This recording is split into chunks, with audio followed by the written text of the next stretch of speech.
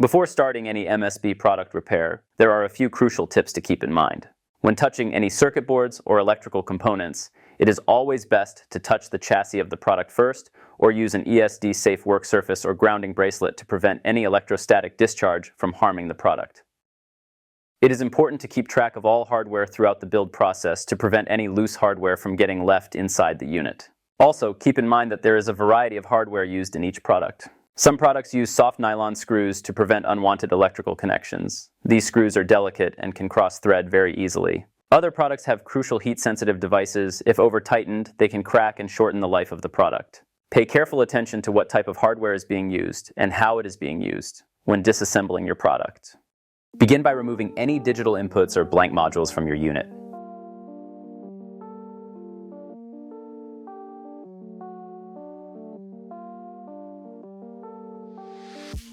To remove the output card, flip the unit over and use a number 1 Phillips to remove the 3 440 screws and lock washers along the jack panel. Be sure to keep track of all your hardware throughout the repair process. Flip the unit over and remove the output card by using the open portion next to the jack panel. It helps to gently use the RCA connector to lightly work the card loose while applying pressure to the back of the jack panel with your other hand. To replace the output card, start by guiding it into the chassis with the connectors raised and the jack panel flat to find the connectors at the back of the pocket. Once you feel the module begin to seat into the connectors, brace the chassis and apply pressure at either end of the output card at roughly the same height as the circuit board.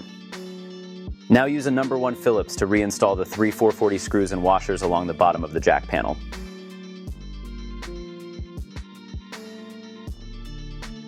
To remove the cover, use a 3/16 Allen driver and remove the 4 1/4 screws from the corners of the chassis.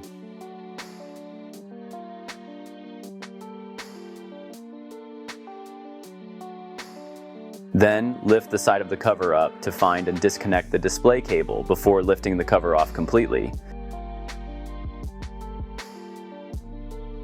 Now you can unplug the display cable and RS-232 cable from the back of the display.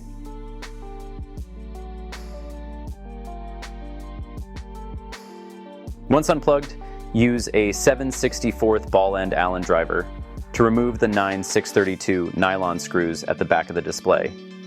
Don't remove these screws completely, just back them out until they are just barely protruding into the display pocket.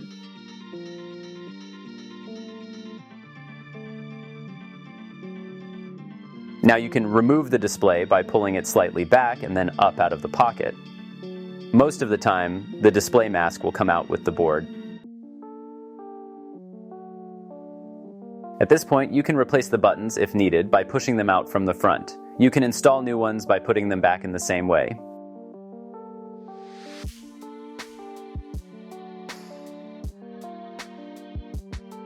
When reinstalling the display, stack up the display materials, first matching up the IR sensor on the display board with the hole in the display mask, followed by the diffusion layer, and lastly, the tinted display window.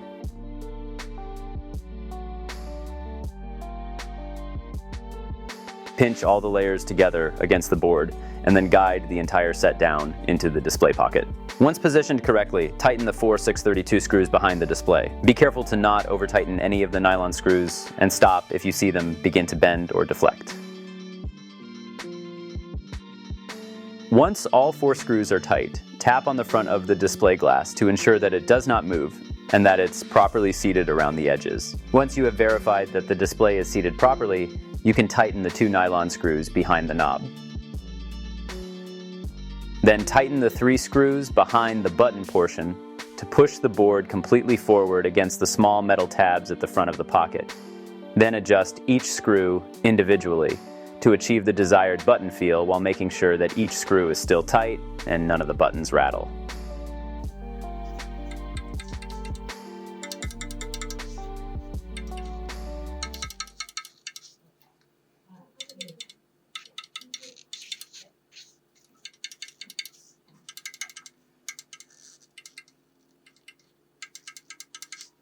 At this point, you can reinstall the RS-232 connector.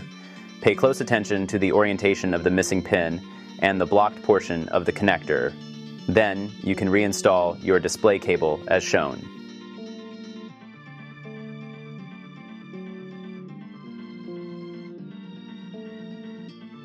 If you need to replace the knob, use a 7/64 Allen driver to remove the 632 screw and washer at the back of the knob. It helps to hold the driver still and twist the knob to loosen or tighten the screw.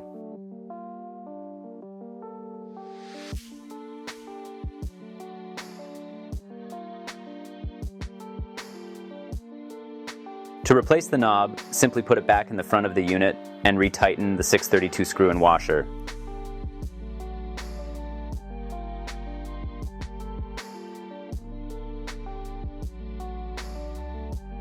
Now switching over to the subassembly, start by removing the output card.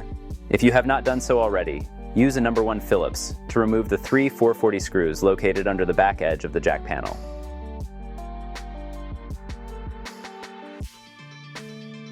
Once the screws have been removed, you can simply pull the card out by separating the connectors holding it to the motherboard. Now use a 7/64 Allen driver to remove the 4 632 nylon screws on either side of the prime DAC modules. Now you can pull the DAC modules out. Pay attention to the order they are installed so they can be reinstalled in the exact same slot. The prime DAC modules are tested and hand-selected to achieve the desired performance for each channel based on which slot that they are installed in. Use a No. 1 Phillips to remove the 3 440 screws and washers along the top of the motherboard.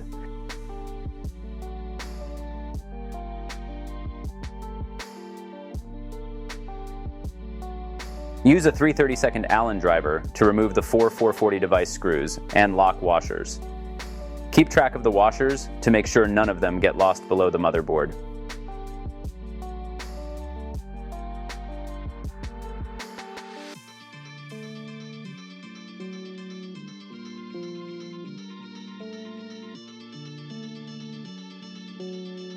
Use a No. 1 Phillips to remove the 10 256 screws and washers along the large connectors at the edge of the motherboard.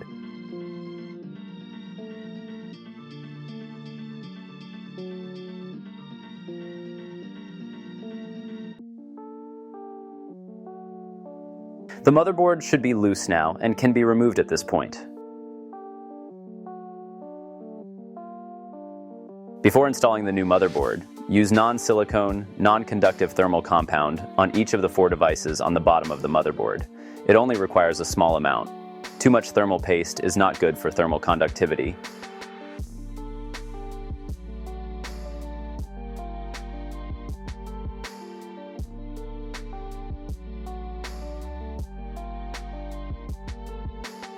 Set the motherboard into the base metal and align the 3 holes at the top of the motherboard before using a No. 1 Phillips to tighten the 3 440 screws with each of their lock washers and flat washers.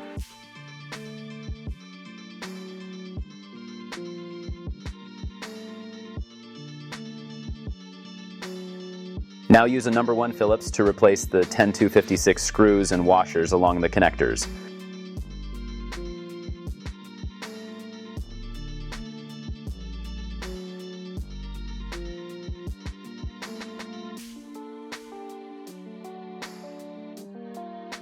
Use a 3/32 Allen driver to reinstall the 4 440 screws and lock washers for each of the devices. Do not over-tighten these screws. They just need to be tight enough to flatten the lock washer and push the device against the base metal.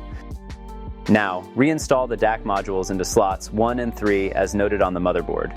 Any warranty or repair modules that may be sent as a set from the factory will either have the order noted on them or be hand-selected to function at the same performance level, regardless of placement. Once installed, replace the 4 632 nylon screws on either side of the DAC modules.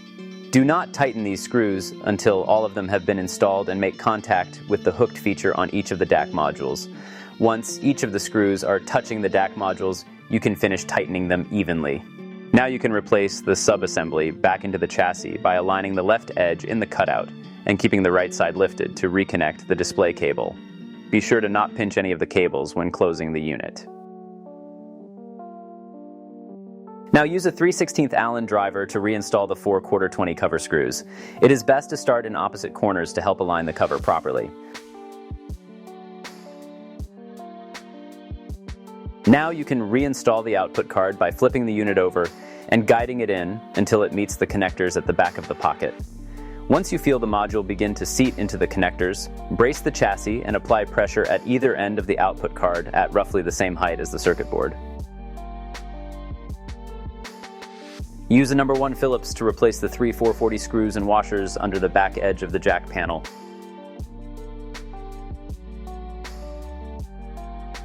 Last step is to reinstall your digital inputs or any blank modules that were previously installed. Now the unit is ready to be reinstalled into your system.